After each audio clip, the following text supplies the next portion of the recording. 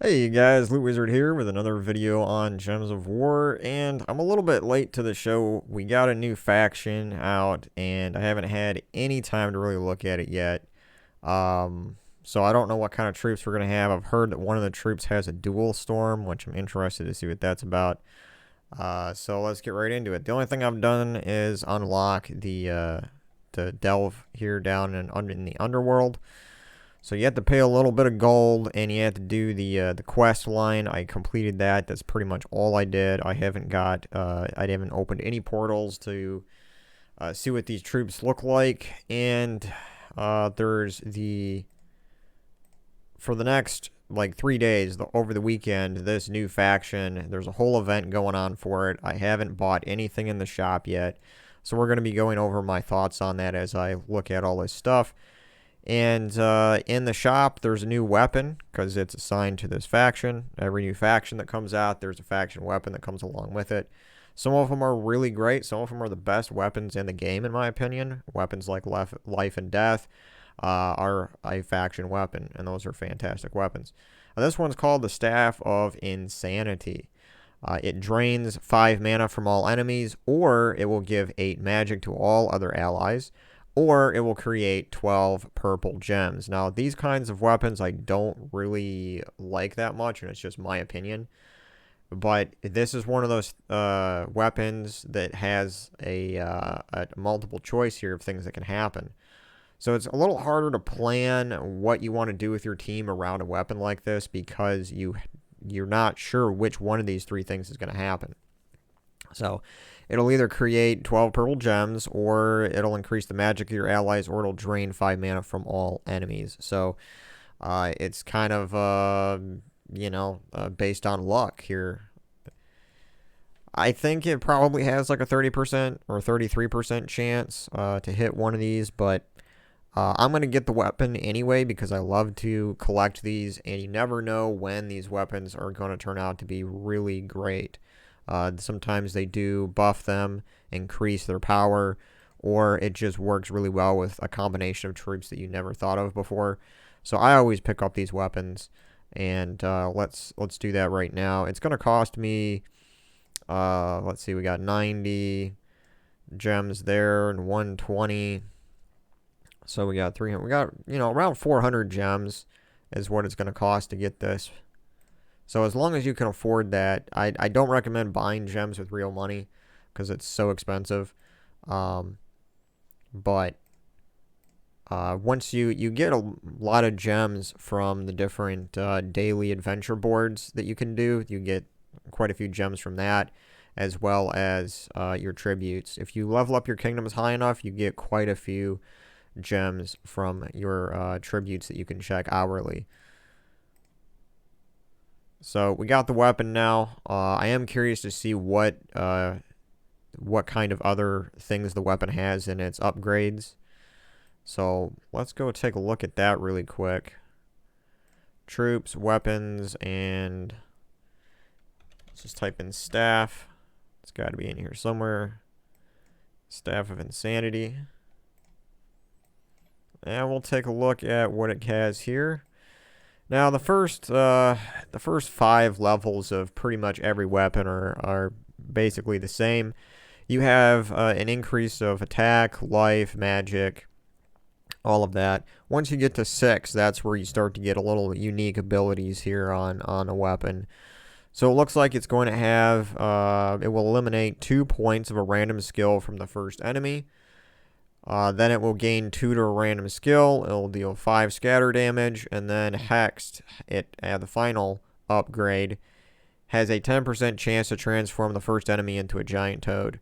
So that's pretty much what the Essence of Evil weapon has, if you've ever used that. And it does, that 10% chance does happen quite often if you're casting the weapon repeatedly in a battle.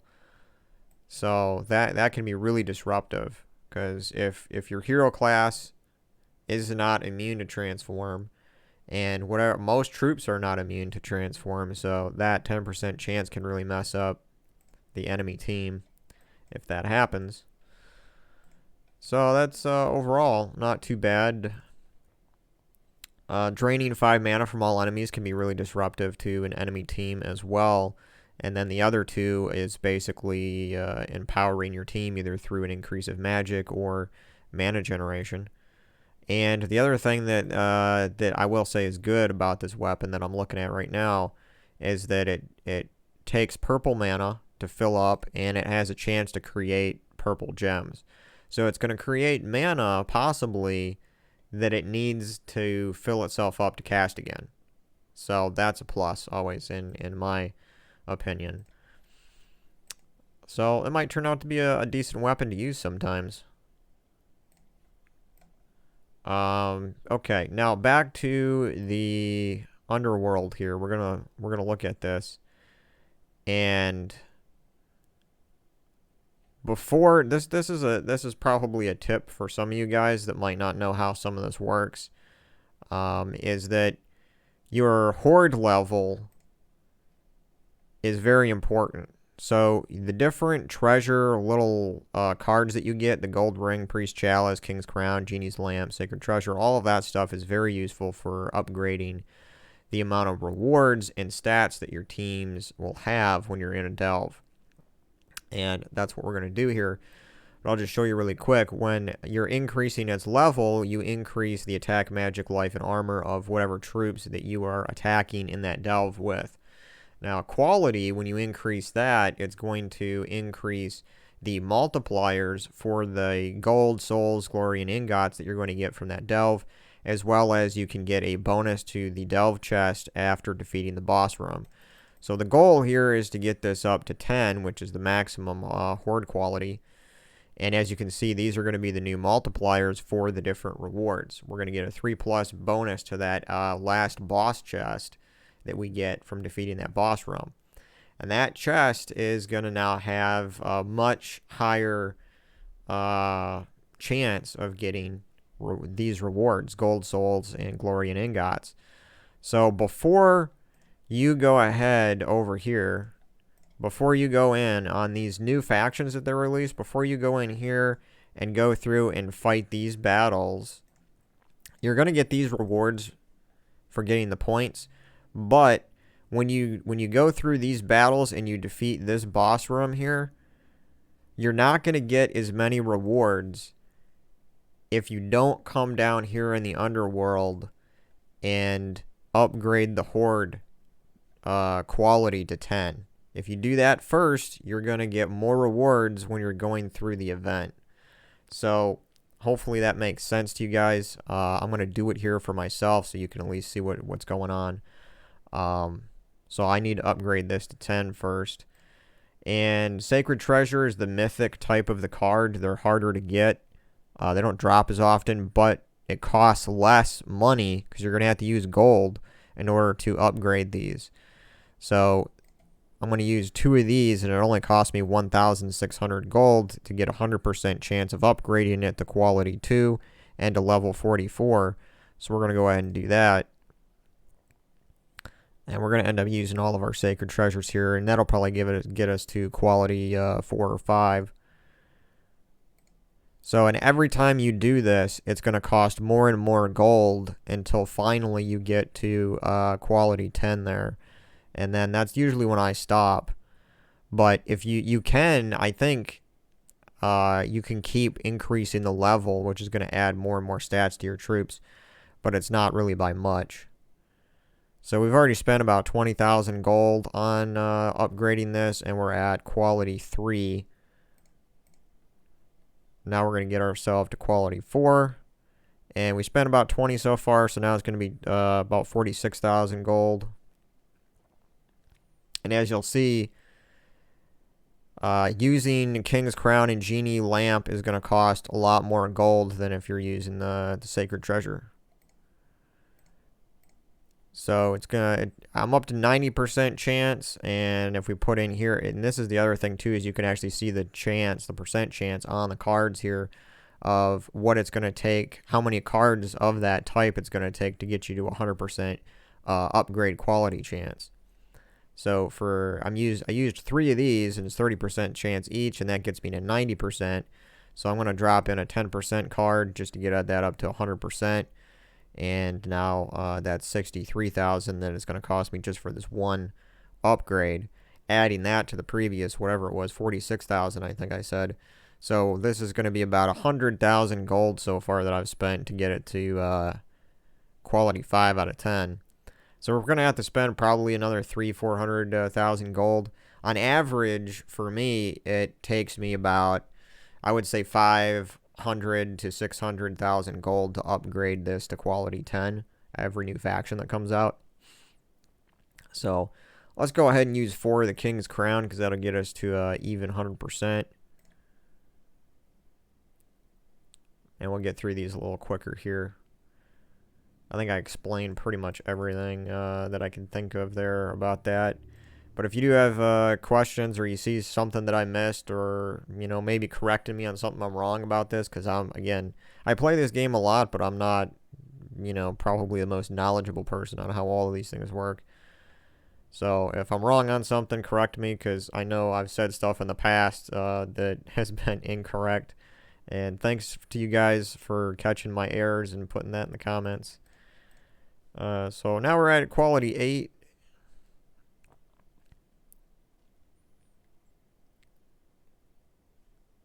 And we'll do one more, well, maybe 2 more times. Let's see. Yeah, I got to do it one more after this, and we'll get to quality 10.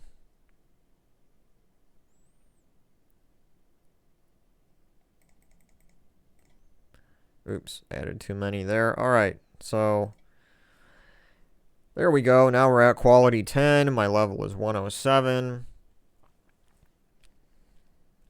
So this is what's really great about this too is you're increasing your level. As you can see here at level 107, my attack is going to be increased by 19, magic by 9, life by 39, and armor by 39. And this is going to be added to all the troops that you select to fight the battles in this delve. And quality, now I'm going to get all of the bonuses from all these rewards because I'm at quality 10. And so essentially what I do is every single one of these, if I click on any of these, oops, went into the wrong thing, Horde, every single new faction that comes out, I do this for them.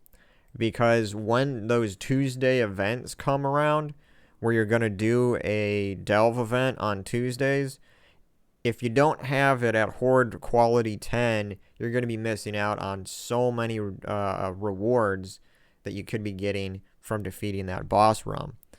So I like to upgrade every single underworld kingdom to quality 10. Now we can go back to our games tab. We can click on this, fight, and now when I defeat this boss room here, I'm going to be getting a lot more rewards, and the level of my troops is going to be increased, which means that the battles are going to be easier for me because I'm going to have all those extra stats on the troops that I choose. So I don't know what team I'm going to use yet, and when it's early on, you don't really need any special team because the stats on these troops are going to be so low that you should be able to defeat them fairly easy. Now, there are troop restrictions to every faction, so you do have to use troops with a certain color for this event. In this faction, it is yellow and purple.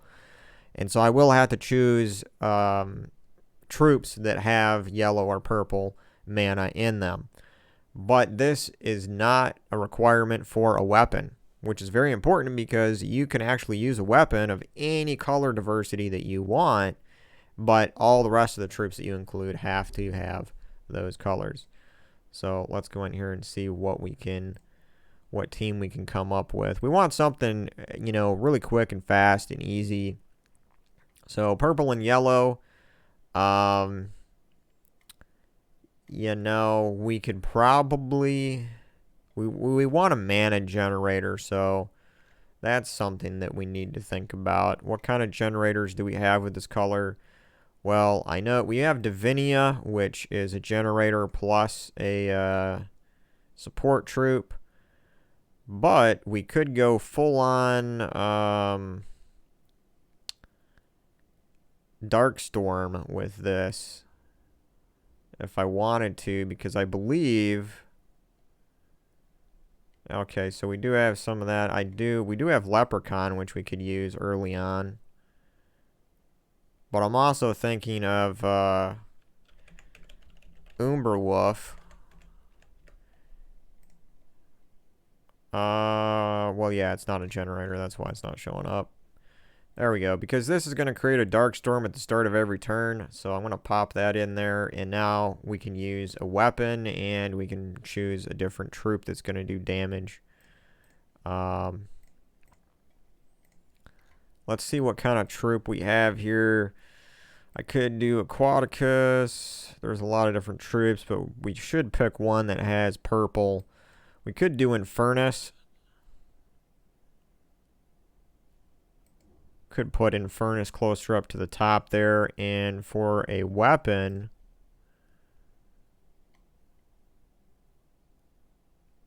I think I'm just gonna pop a Dawnbringer in here, even though purple. Well, yeah, now that I'm thinking about it, let's see if we can get something with purple in it, because that'll it'll fill up quicker with Umberwolf there. We could go ahead and use Black Manacles, because that does damage to all. And also has a Devour chance. We could put Leprechaun. Well, the purple's going to be blocked by Infernus anyway, so you might as well have Leprechaun down here. And green isn't blocked, so we can still use that. So why don't we do... definitely want purple. Double purple.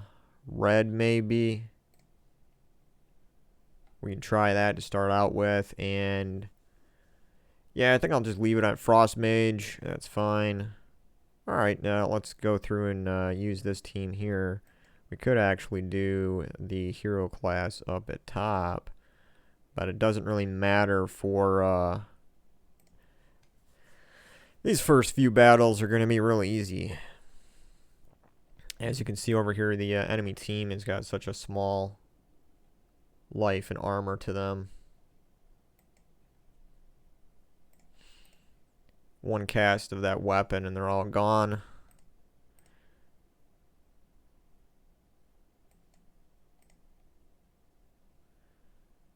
Alright, so, and when you're doing these events, I like to clear every single room, simply because that's going to give you more points up here. And you want to get as many of these rewards as possible, because you have a vault key in here. And if you don't have Cedric Sparkle Sack yet, he's a very important troop for your gold teams, and you only get him from opening vault keys. So if you don't have him yet, you definitely want to do events like this where you can get those vault keys to open that up. And of course, there's Orbs of Chaos in here, which is very important. Here's another vault key, another Orb of Chaos, and finally you got 2 more Orbs of Chaos down there. So these kind of events are good for getting some of those things. So that's why I like to clear all of these rooms in these types of events. And I won't be clearing it all today because I don't have that much time today. But over the weekend I probably will finish that. And that's what's nice about these type of new faction events, is that they actually last like 3 days. They start Friday and then they go through Saturday and Sunday. So this right here is our faction points that go towards those rewards.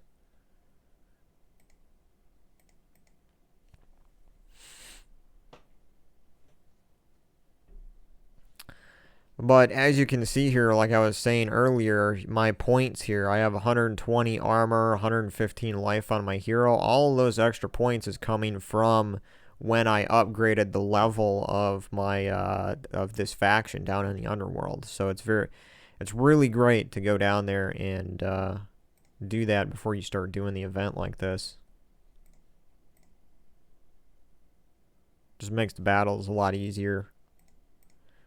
Plus, like I said, getting that Horde quality to 10 is really important, because once this chest level right here, if you get it to 10, the quality to 10, whatever you end up with once you get to the boss room, there's going to be 3 added to that. It just means ultimately you're going to get more resources from that chest.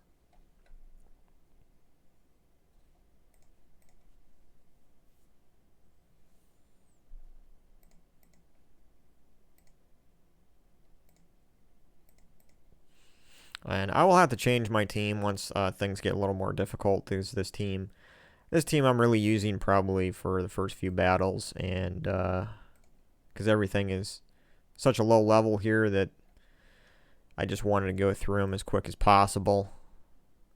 But Ming is definitely a weapon to consider later on. And you got to watch out for these troops. These things in delves are really annoying because they can knock the first enemy to the back once they cast. And then they also have a chance to devour your troop. So I always hate those things when I go into these delves. They seem they seem like not really that powerful of a troop, but once you get high in these delves, they're really annoying to fight against.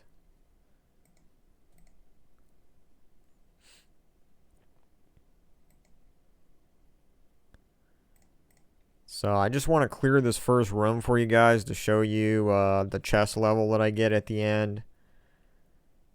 And then I'll probably end this video there. It's running on about 20 minutes now, and I think I covered most everything that I wanted to talk about this delve event. Except for the troops, actually. I should go and take a look at those. And we'll open a few portals, and then I'll look at the troops that are with this new faction, and then I can end the video there. So this will probably end up being like a 35 minute video.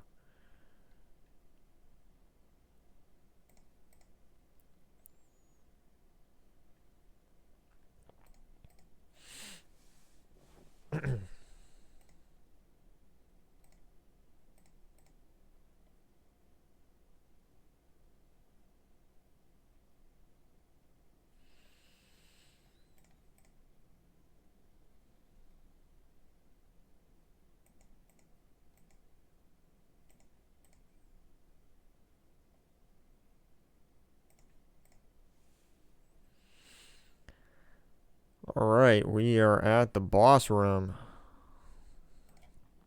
So we ended up having a total level of reward chest of 5.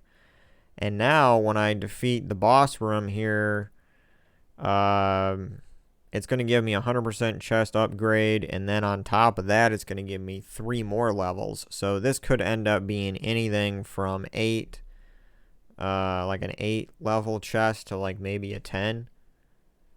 Just because I have that Horde quality up to 10.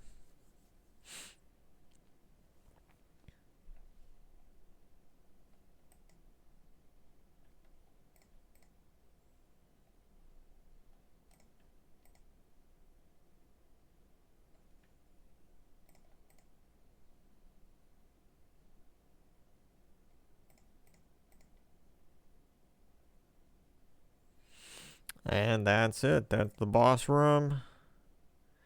So we got a total level of 9. It's been upgraded to a level chest of 9. And let's go ahead and open that and see what we get. So we got some shards, we got some legendary ingots, and we got some gold and some renown with this faction. So let me take a look here. This is 16 legendary ingots. We would not have got this many legendary ingots from this chest if we did not upgrade that faction to quality 10. And we would not have got 30,000 gold from it either. You would probably get something like 5,000, 10,000 gold maybe from it. But now I'm getting 33, and I've seen this go up too. Sometimes I've seen it as much as like close to 80,000 gold that I've gotten sometimes from these reward chests. So that quality 10 that you're going to get, you upgrade that, yeah, you have to spend like 500,000 gold to get it to quality 10, but once you do, and you go through these boss rooms enough, you're going to get all that gold back and more in the future. So it's kind of an investment in that chest level after you defeat the boss room. So I'll continue completing these later on my own time. Let's go take a look at these faction troops first. Here we'll go to kingdoms, and every one of these delve factions has its own name here in the kingdom list. Here's the new one. And let's, so I guess I already own one because I got it from the shop, but we're going to do show all. And these are the 4 new troops. So let's take a look here. So we have this troop. It is called Chaos Hound. It will create 7 to 10 skulls, or create 6 to 8 doom skulls, or summon another copy of itself, Chaos Hound. So that's interesting. I don't know how useful that's going to be, because you don't know how those 7 to 10 skulls or 6 to 8 doom skulls, it could work against you. Whenever you summon a certain amount of skulls on the board, it could not connect for you, and maybe it'll set up a nice 3 or 4 match for the enemy. So I don't know if I'm going to find a whole lot of use in this card, but there's its ability. It will inflict death mark when doing skull damage, and it's immune to poison, disease, and death mark. Then we have the Crazed Troll. And all trolls in the game, as far as my knowledge goes, are giants, and they create mana. They double or do something to create more of a type of color on the board. This one says create a mix of blue and purple gems equal to the current blue and purple gems on the board. So, okay, so if there's like 7 purple and like 8 blue on the board already, it's going to double that. It'll create the same amount. And since this is a giant with the Titan class, you can get it to start with 50% mana of only 6. So that's pretty good. Troll regeneration, it'll recover 3 life at the start of each turn. And that's probably the most useful of its traits. So that's interesting. Trolls are always useful in some kind of team. Then we have this one called the Dementor. Not sure if I'm saying that correctly. Deep Song is its ability. It will drain mana from an enemy, or steal 19 attack from an enemy, or silence an enemy. Alright, I'm getting the sense there's a theme with this entire faction, that 3 things can happen with every single troop. The same thing was with the weapon. 3 things can happen. That's the theme here. It does have a 20% chance to dodge skull damage. It is immune to all status effects, devour, and mana burn. So that's I would use this troop probably as a disruptor, because it's going to drain mana, steal attack, or silence. So that's definitely a disrupting troop. Could be pretty powerful in certain teams. And then finally we have the, I believe this is the legendary card of the troops here at a 16 mana cost. What 3 things will it do? It will deal damage to all enemies based on your magic. For me, that's 28. Or it will jumble the board and gain an extra turn, or explode 7 gems. So that's interesting. I don't know how often I would use this troop, because there's probably better troops that do explode gems or do damage to all enemies, but, you know, that's interesting. It has Magic Link, gain a bonus to purple mana, and it will conjure a Madness Storm when my turn begins, which the Madness Storm is what I believe to be the newer dual storms. So it's going to create a storm that will allow 2 colors to come down from the board at the same time, or more of them coming down. I'm not quite sure what colors those are. I'm going to assume maybe it's blue and purple, because that is what this troop, the 2 colors that this troop has. And that would make sense. But again, not all the traits make sense with the troop. So I will have to look into that a little bit further to see what the Madness Storm is actually creating for us. But yeah, that's the legendary troop there. And you can get all of these by opening portals down here with your shards. So I'll open maybe 1,000 or 2,000 of these. We'll see what we get, and then I will end the video there. So it looks like we got 2 of them here, Chaos Hound and this Dementor guy. We got those already. The only troop we don't have then from it is the legendary one. And we got the legendary one. Wow, that was lucky. That was super lucky. Second time I opened them up and I got the legendary card. Deals damage to all enemies. Jumble the board, gain an extra turn, or explode 7 gems. Alright, well. I guess I don't need to open anymore. I got them all. So, yeah, there you have it, guys. That's pretty much my thoughts on this new faction, the weapon, the troops, and how I go about upgrading that kingdom before I go in and do the event for it. So hopefully this video was entertaining and helped you guys out in some way. Hopefully I didn't ramble in too much. I have a tendency to do that sometimes. So anyway, if you guys liked this video, feel free to like it. If you didn't like it, there's also the thumbs down button. And consider subscribing if you haven't already for more videos like this, or better ones. And thanks for watching, guys. I will see you on the next one. Later.